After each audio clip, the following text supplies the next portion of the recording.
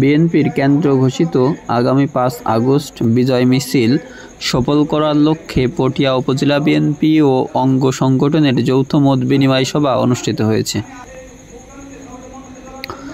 ২৮ জুলাই সোমবার বিকেলে বায়তুল শরফ মিলনায়তনে জেলা বিএনপির সদস্য জাহাঙ্গীর কবিরের সভাপতিত্বে সাবেক উপজেলা বিএনপির যুগ্ম সম্পাদক নাসির উদ্দিনের পরিচালনায় মত বিনিময় সভা অনুষ্ঠিত হয়।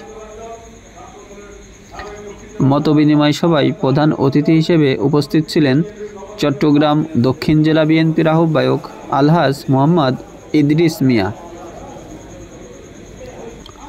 প্রধান অতিথির বক্তব্যে ইদ্রিস মিয়া বলেন, গণতন্ত্র পুনরুদ্ধার ও জনগণের মৌলিক অধিকার ফিরিয়ে আনার সংগ্রামে আগামী ৫ আগস্টের বিজয় মিছিল একটি ইতিহাস গড়া মুহূর্ত হয়ে থাকবে। এটি শুধু একটি রাজনৈতিক কর্মসূচি নয়, বরং জনগণের ন্যায়বিচার, ভোটাধিকার ও স্বাধীন মত প্রকাশের অধিকার পুনরুদ্ধারের জাতীয় আন্দোলনের অংশ।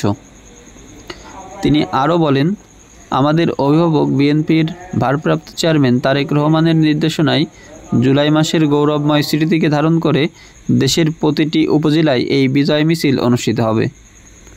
যারা ফ্যাসিবাদী শাসনের বিরুদ্ধে লড়াই করে শহীদ হয়েছেন, আহত হয়েছেন, তাদের আত্মার মাগফিরাত কামনায় আমরা সকলেই দোয়া করব এবং দলের সর্বস্তরের নেতাকর্মীদের দলের শৃঙ্খলা, সাহসিকতা ও ঐক্যবদ্ধ চেতনার মাধ্যমে এই কর্মসূচিকে সর্বোচ্চ গুরুত্ব দিয়ে সফল করার আহ্বান জানান তিনি। মতবিনিময় সভায় বিশেষ অতিথি হিসেবে বক্তব্য রাখেন দক্ষিণ জেলা বিএনপির যুগ্ম আহ্বায়ক রেজাউল করিম নেসারউদ্দিন, জেলা সদস্য জাহাঙ্গীর আলম চৌধুরী সহ উপজেলার বিভিন্ন ইউনিয়নের নেতৃবৃন্দরা। সভায় কর্মসূচি বাস্তবায়নে বিভিন্ন দিক নির্দেশনা দেওয়া হয় এবং সর্বস্তরের নেতাকর্মীদের ঐক্যবদ্ধভাবে অংশগ্রহণের আহ্বান জানানো হয়। সবাই শহীদ হয়েছেন, তাদের রোহের মাগফিরাত কামনা করছি। আল্লাহ রাব্বুল আলামিন তাদেরকে শহীদি দরজা দান করেন, আল্লাহর কাছে প্রার্থনা করি। বিশেষ করে যারা আহত অবস্থায় আছেন, তারা যেন সুস্থতা দান করেন, আল্লাহ যেন তাদেরকে তাড়াতাড়ি সুস্থতা দান করে আমাদের মাঝে আবার ফিরিয়ে দেন, আল্লাহর কাছে সেটাই আমরা প্রার্থনা করি। আমি একটা কথা বলতে চাই, ফলিয়া জাহাজি গেছি ফলিয়া, এই ফলিয়া আমরা গণমিছিল অনেক করেছি।